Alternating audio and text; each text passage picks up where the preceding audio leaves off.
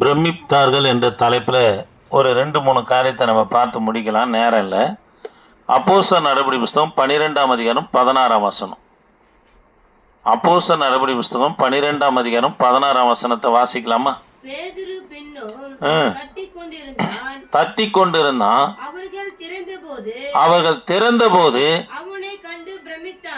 வாங்க கவனிங்க, பேதுருவை சிறைச்சாலையில் 4வது தளத்தில் நம்ம வைத்திருக்கிறாங்க. ஏன் 4வது தளத்தில் வைத்திருக்கிறாங்கன்னா, கடந்த பதிவில் கூட உங்களுக்கு சொல்லியிருக்கிறேன், கடந்த செய்தியில் கூட 12 அப்போஸ்தலர் முதல் ரத்த சாட்சியாக மரித்தது யாருன்னா யாக்கோபு.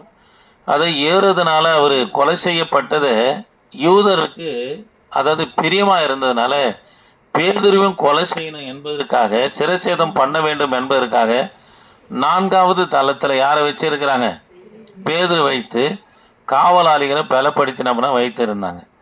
கவனிக்கலாம் தேவ பிள்ளைகளை, நீங்கள் 5ஆம் வசனத்திலேருந்து வாசித்து பார்ப்பேன்னா, பேதுருக்காக சபையாக ஜான் மார்க் வீட்டில் கூடினப்பனா ஜெபிக்கிறாங்க. ஜெபித்த உடனே அதனுடைய விளைவாக கர்த்தர் ஒரு தூதனை பேதுரு இடத்துல அனுப்புகிறாரு. பேதுருவை தட்டி எழுப்பி நம்ம வெளியே கொண்டு வருகிறார். வெளியே கொண்டு வந்தோடனே பேதுரு எங்கே ஓடியாருன்னா, ஜான் மார்க் வீட்டில் தான் இருப்பாங்கன்னு சொல்லி ஓடியாரார். அப்போஸ்தலர் அடிக்கடிக்கு கூடி ஜெபித்த இடமும் அதுதான். அதாவது அப்போஸ்தலர் 2ஆம் அதிகாரத்தில் 120 பேர் கூடி இருக்கும்போது பரிசுத்த ஆவியானவர் ஊற்றப்பட்ட இடமும் அதுதான். அது மாத்திரம் இல்லை, திருவிருந்து ஆரான கடைசியாக இயேசு கிறிஸ்து சிலுவைக்கு போகிறதுக்கு முன்பதாக திருவிருந்து ஆரான அனுசரித்ததும் அந்த இடம்தான். ஆகவே பேதருக்கு நல்லா தெரியும், ஜனங்க அங்கே தான் இருப்பாங்கன்னு அங்கே தேடி போயிட்டு கதவை தட்டுறாரு. பாருங்க, அந்த ரோதை என்ற ஒரு பெண் போயிட்டு பேதர் அங்கிள் இருக்கிறாரு, ஐயா இருக்கிறாருன்னு சொல்லு, யாரும் நம்மளை நீ பெதட்டுறாங்க. அதுக்கப்புறம் திறந்த உடனே பேதரு பாருங்க, பின்னும் பேதர் தட்டி கொண்டு இருந்தான். அவர்கள் திறந்த போது பேதுருவை கண்டு என்ன பண்ணாங்களாம்? பிரமித்தாங்க. அல்லேலூயா. தேவ பிள்ளைகளை, அடைக்கப்பட்ட வாசலை கர்த்தர் திறப்பார். உனக்குள்ள ஒரு நீ பிரமிக்கிற மாதிரி காரியத்தை கர்த்தர் செய்யணும்னா இதுக்கு ஒரே வழி என்னன்னா தேவ பிள்ளைகளை, ஜபந்தாங்க.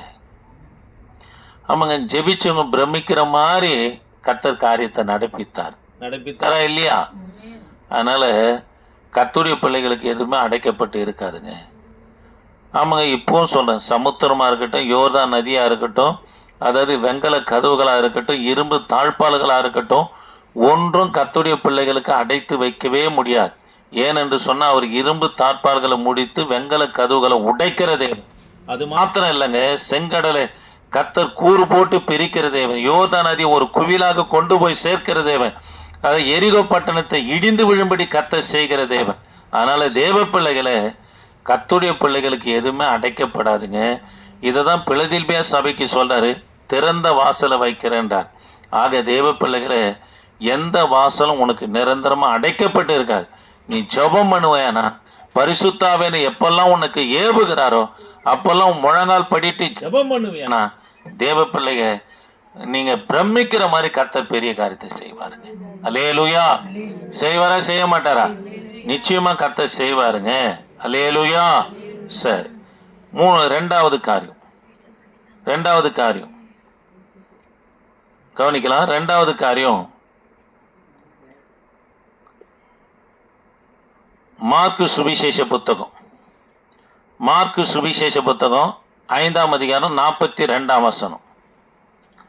42ஆம் வசனம். உடனே சிறு பெண் எழுந்து நடந்தா, அவள் 12 வயது உள்ளவளாய் இருந்தாள். அவர்கள் மிகுந்த ஆச்சரியப்பட்டு பிரமித்தார்கள். அல்லேலூயா. கவனிக்கலாம், இரண்டாவது தேவ பிள்ளைகளை, அதாவது மிகுந்த ஆச்சரியப்பட்டு பிரமித்தார்கள் என்று சொல்லி பார்த்தோம். இதுக்கு காரணம் என்னன்னா விசுவாசங்க. என்னது? விசுவாசம். தேவ பிள்ளைகளை, கர்த்தருடைய பிள்ளைங்க, நமக்கு பெயர் என்ன பேரு? விசுவாசி. நம்ம ஆபிரகாமுடைய நம்ம மூதாதையர் யாரு? விசுவாசிகளின் தகப்பன் ஆபிரகாம். பாருங்க, அவருடைய பிள்ளைகளாக இருக்கிற நாமும் நம்ம கர்த்தரை நம்மனா விசுவாசிக்கிறவர்களாய் காணப்பட வேண்டும். அல்லேலூயா. வாசிக்கலாமா? 39 வாசிக்கலாமா? உள்ளே பிரவேசித்து இல்லைன்னா 38 வாசிங்க. ஜெப ஆலய தலனுடைய வீட்டு வந்து சந்தடியையும் மிகவும் அழுது புலம்புகிறவளையும் கண்டு உள்ளே பிரவேசித்து, நீங்கள் சந்தடி பண்ணி அழுகிறது என்ன? பிள்ளை மரிக்கவில்லை, நித்திரையா இருக்கிறாள் என்றார். அதற்காக அவரை பார்த்து நகைத்தார்கள். எல்லாரையும் அவர் வெளியே போக பண்ணி. சரி, கவனிக்கலாம் தேவ பிள்ளைகளே. ஒரு வீட்டுல மரணம் சம்பவிக்குமானா அந்த இடத்துல மார்பில் அடித்து கொண்டு அழுகிறதுக்குன்னு ஒரு கூட்டம் இருக்கும். அவங்கள பணம் கொடுத்து கொண்டு வந்து என்ன பண்ண அழ வைப்பாங்க. அது போல ஒரு கூட்டம் தான் எது? அதாவது இந்த யாபிருடைய மகள் 12 வயது உள்ள பிள்ளை மரித்த பிற்பாடு அந்த கூட்டம் தான் உள்ள, அதாவது சந்தடித்து அடித்து என்ன பண்ணாங்களாம், அதாவது அழுது கொண்டு இருக்கிற இவர்களை பார்த்து ஆண்டவர் சொல்றாரு, பிள்ளை என்ன பண்ணல, மரிக்கல. கவனிங்க தேவ பிள்ளைகளை கவனிங்க. ஆண்டவர் சொல்ற, உள்ள பிரவேசித்து சந்தடி பண்ணுகளை அழுகிறது என்ன? பிள்ளை மரிக்கல, நித்தியா இருக்கிறார் என்றார். அதற்கு அவரை பார்த்து நகைத்தார்கள். எல்லாரையும் அவர் வெளியே போக பண்ணி பிள்ளையின் தகப்பனின் தாயும் தன்னோடு வந்தார். வாசிங்க. வந்தவர்களையும் பாருங்க, பணத்துக்காக கூலிக்காக மாரடிக்கிற இவங்க கர்த்தருடைய வார்த்தையை விசுவாசிக்கல. அதனால அவங்கள என்ன பண்ணிட்டாரு, வெளியே அனுப்பிட்டாரு. வெளியே அனுப்பிட்டு தேவ பிள்ளைகளை அந்த பிள்ளையின் தகப்பனின் தாயும் கூட வந்த சீஷரையும் அழைத்து கொண்டு கர்த்தர் எங்க போயிட்டாரு, பிள்ளை இருக்கிற இடத்துக்கு போயிட்டு பிள்ளையின் கையை பிடித்து கலித்தாகுமி என்றார். அதற்கு சிறு பெண்ணே எழுந்திரு என்று உனக்கு சொல்லுகிறேன் என்று அர்த்தமா. உடனே சிறு பெண் எழுந்து நடந்தா. அவள் 12 வயது உள்ளவளாய் இருந்தார். அவர்கள் மிகுந்த ஆச்சரியப்பட்டு பிரமித்தார்கள். அல்லேலூயா. பாருங்க, மிகவும் ஆச்சரியப்பட்டு என்ன பண்ணா பிரமித்தார்கள் என்று சொல்லி பார்க்கிறோம். தேவ பிள்ளைகளே, விசுவாசிக்கிறவர்களை மட்டும்தான் கர்த்தர் உள்ள கொண்டு போனார். விசுவாசிக்காதவர்களை கர்த்தர் அவனை வெளியே துரைத்துட்டார். அதனால கவனிங்க, கர்த்தருடைய பிள்ளைங்க விசுவாசிக்கணுங்க. ஆண்டோருக்கு முன்பதாக இப்போவும் சொல்றேன், கர்த்தருடைய பிள்ளைகளுக்கு மரணம் ஒரு நிரந்தரம் அல்ல. நம்ம விதைக்கப்படுறோம். கர்த்தருடைய வருகை நாட்களில் நம்ம முளைத்து எழும்பி அவர் இடத்துல நம்ம போகிறோம். நான் அந்த சம்பவத்துக்கு வரல. தேவ பிள்ளைகளை எந்த ஒரு காரியமும் நமக்கு ஆண்டவர் மீட்டு தராமல் இருக்கவே மாட்டாருங்க. நிலமாக இருக்கட்டும் பாருங்க, ஆசீர்வாதமாக இருக்கட்டும் பாருங்க, எந்த ஒரு இழப்பாக இருக்கட்டும், அதை கர்த்தர் நமக்கு மீட்டு தராமல் ஆண்டவர் விடவே மாட்டார். அதுக்கு கர்த்தருடைய பிள்ளைங்க என்ன பண்ணா விசுவாசிக்கணுங்க. கர்த்தரை விசுவாசிக்கணும். பாருங்க, ஆண்டவர் தாம் பிறந்தது எங்க?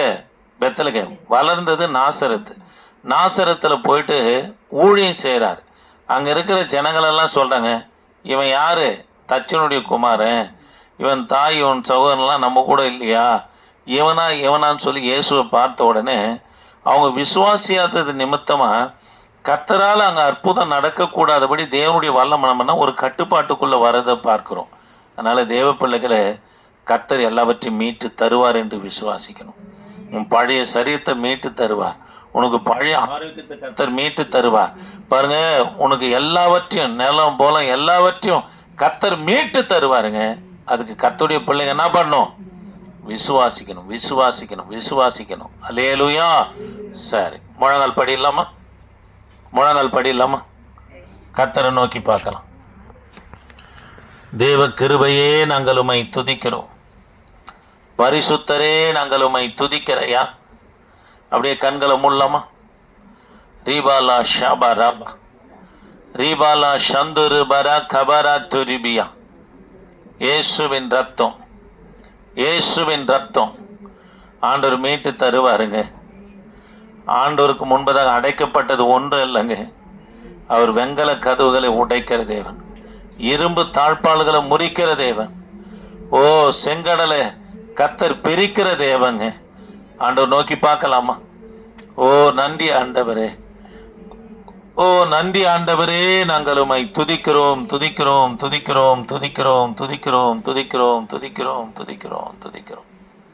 ஜெபிக்கலாம். தேவ கிருபையே நாங்கள் உம்மை துதிக்கிறோம். வந்ததான ஒவ்வொரு பிள்ளைகளுக்காக நன்றி செலுத்துகிறையா. கர்த்தாவே, நீங்க ஆசீர்வதிங்க. இவங்க மேல உமது பிரசன்னம் இறங்கட்டும் ஆண்டவரே. இவங்க மேல உமது பிரசன்ன இறங்கட்டும் ஆண்டவரே. தேவைகள் எல்லாம் சந்திங்க ஆண்டவரே. எல்லாவற்றையும் மீட்டு கொடுங்கப்பா. இந்த வார்த்தையை கேட்கிற ஒவ்வொரு பிள்ளைகள் மேலும் கர்த்தருடைய அபிஷேகம் இறங்கட்டும் ஐயா. அது மாத்திரம் இல்லை, கான்ஃபரன்ஸ் லைனில் வார்த்தையை கேட்குற பிள்ளைகளுக்காக ஸ்தோத்திரம். யூடியூப்பில் வார்த்தையை கேட்குற பிள்ளைகளுக்காக ஸ்தோத்திரம். என் தகப்பன் நீங்கள் ஆசீர்வதிங்க.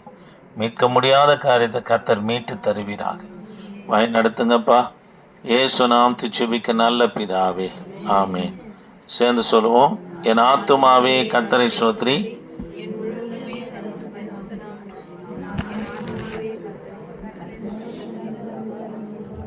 ஆமென்.